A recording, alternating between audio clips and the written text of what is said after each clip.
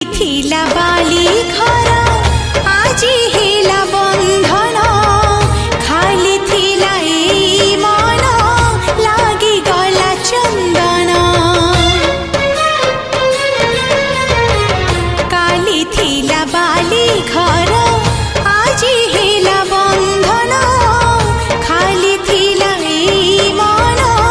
लागी गला चंदन दूर लागुथिलु पाखे धरा देलु बाट चलिबाकू साथी करि नेलु কথা দিলি যাই ছাড়ি ফিরিবি তো ঘরে तू जदि अछु मो पाखरे